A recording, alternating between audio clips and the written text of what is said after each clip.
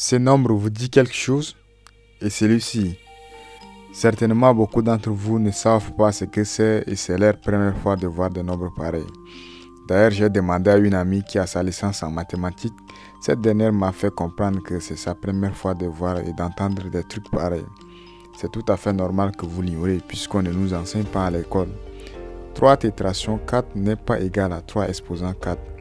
En effet, 3 tétraté 4 est plus grand que vous ne pouvez l'imaginer. Pour bien expliquer cette opération, commençons par les opérations arithmétiques que vous connaissez. D'abord, l'addition. C'est une opération qui consiste à ajouter deux nombres ou plus pour obtenir un total. 5 plus 2 qui est égal à 7, 4 plus 3 plus 1 est égal à 8. Après, nous avons la multiplication. C'est une opération qui consiste à ajouter un nombre à lui-même plusieurs fois selon le nombre indiqué par un autre. Par exemple, 3 fois 2 qui est égal à 6. C'est-à-dire répéter le nombre 3 deux fois et faire leur somme. 3 plus 3 qui est égal à 6. Tout le monde connaît la multiplication, pas besoin de passer du temps là-dessus. Le niveau suivant est l'exponentiation. L'exponentiation est une opération arithmétique qui consiste à multiplier un nombre par lui-même un certain nombre de fois selon l'exposant indiqué.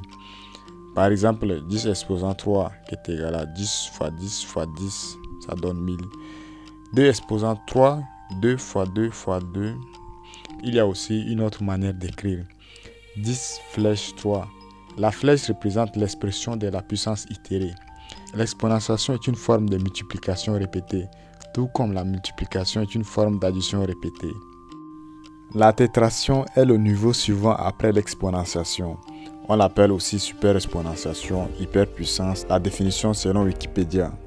La tétration, ou encore nappe exponentielle, hyperpuissance, tour de puissance, superexponentiation ou hyper 4 est une exponentiation itérée. C'est le premier hyperopérateur après l'exponentiation.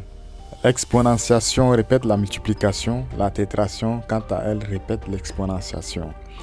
10 puissance 3 qui est égal à 10 fois 10 fois 10.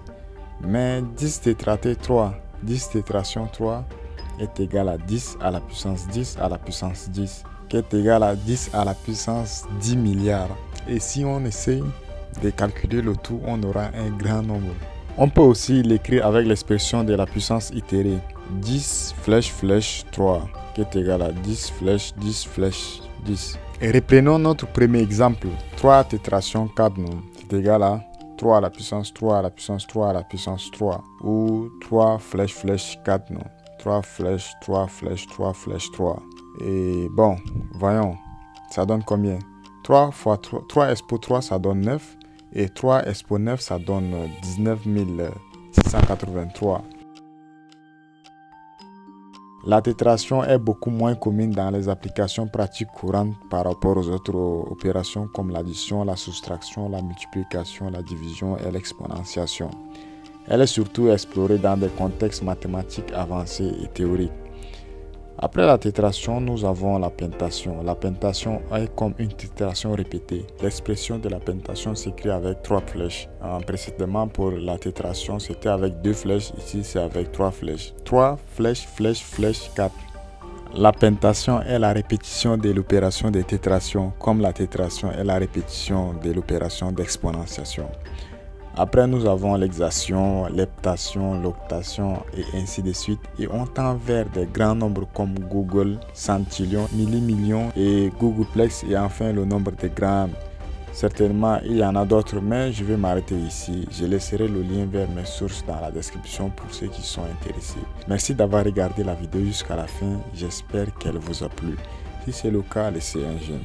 On se voit dans une prochaine vidéo. Prenez soin de vous.